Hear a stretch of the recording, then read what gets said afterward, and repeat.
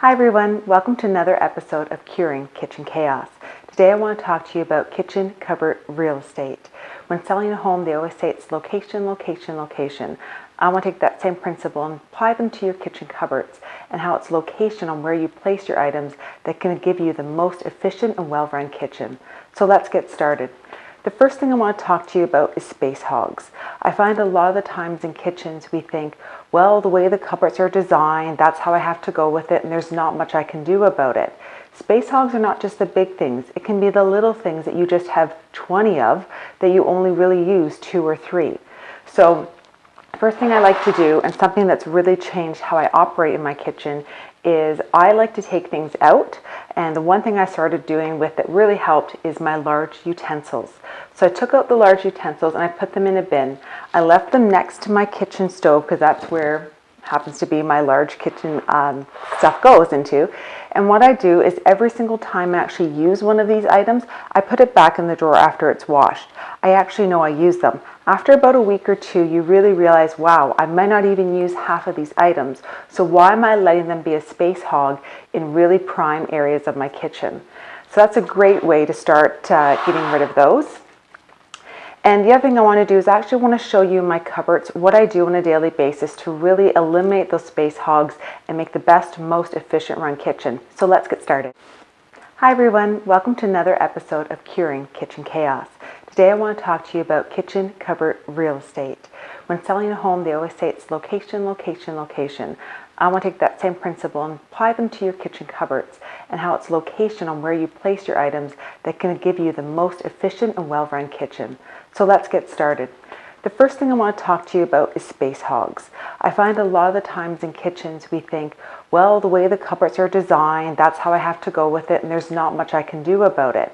Space hogs are not just the big things. It can be the little things that you just have 20 of that you only really use 2 or 3.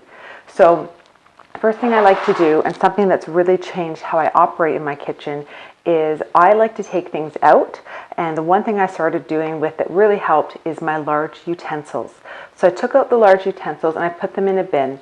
I left them next to my kitchen stove because that's where happens to be my large kitchen stuff goes into. And what I do is every single time I actually use one of these items, I put it back in the drawer after it's washed.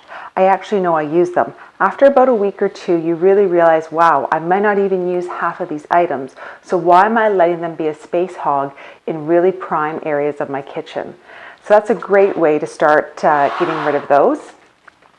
And the other thing I want to do is I actually want to show you my cupboards, what I do on a daily basis to really eliminate those space hogs and make the best, most efficient run kitchen. So let's get started. So one of my first space savers I really want to show you is the way we do our fruits and vegetables. We used to have a big bowl, but we found it just took up a lot of space and we wanted to make something more efficient. So I just went to IKEA and I stained these spice racks and put them on the side of our island. This way my daughter can come and grab a banana when she needs it. And it's really great because it's easy. We don't need a lot of space for them. Moving on into the island, one of my absolute favorite things is how we have an 8-month-old and a 4-year-old. So we use a lot of rags. So what I've done on one side of the door is we actually put all the bibs. And then on the other side of the door, I just went again to IKEA, got one of these plastic containers, and actually had to chop it down so it fit. But I use this for all of our dirty rags. So every single night I'll take this down and throw it in the laundry. But it's great because we go through so many rags and washcloths and tea towels a day that it really can add up. And it's a nice way to keep it nice and organized and every night just take it down. So, we always think, well, what we've been given is what we have to work with. But that's so not true when it comes to organizing your kitchen cupboards. Here I have all the things that I use almost every single day, if not multiple times a week, and have them in shelves. You have storage shelves. I have my Instant Pot, which I'll do a video on that later. That's an amazing 7-in-1 tool. I have my extra spices. We even have cookie cutters and silicone molds that my daughter and I like to cook with on a regular basis when she helps me.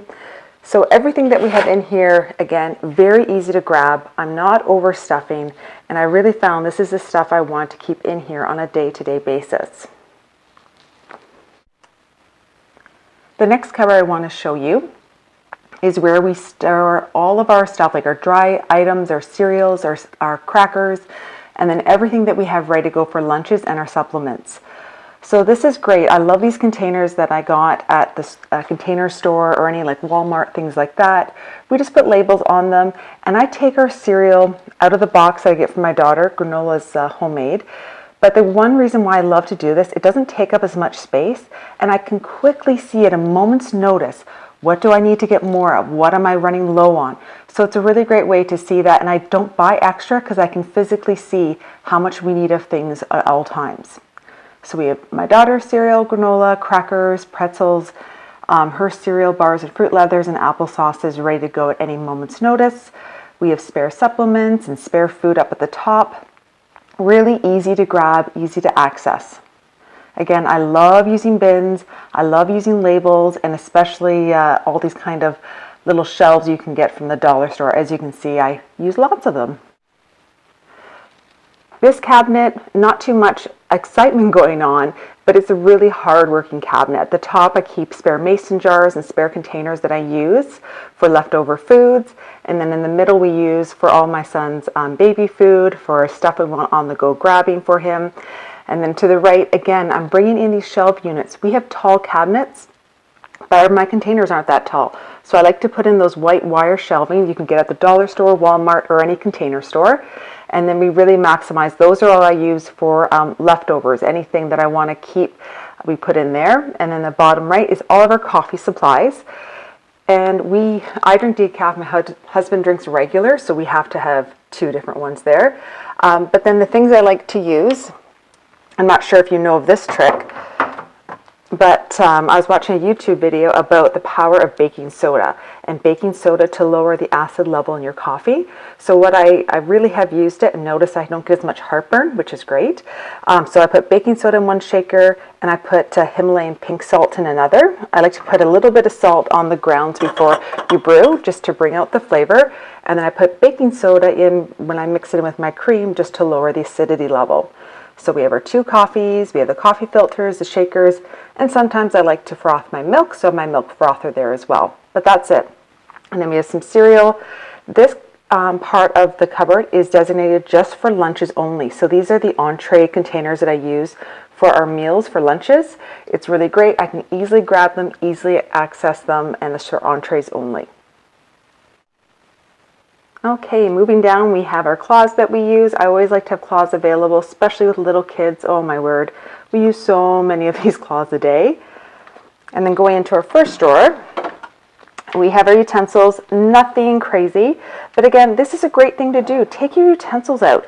Do you need to have 40 forks and 40 spoons? Most likely not.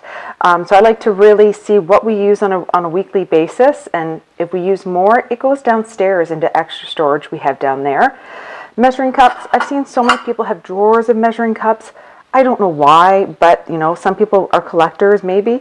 So one thing of measuring cups, one thing of measuring spoons, my can opener, and my veggie peeler. And that's really about it. The rest of the stuff we use every day. This drawer we use for making lunches. So this will really be used a lot when my daughter goes to school this fall. So we have extra mason jar storage lids. We have our silicone muffin containers. If you've never used those are awesome to bake with, but they're also great to use as individual portions in different containers for lunches. So say if I have a larger container and I want to put something and divide it, you can use the silicone to use it as dividers. So we like to use those a lot. Plus they're pretty.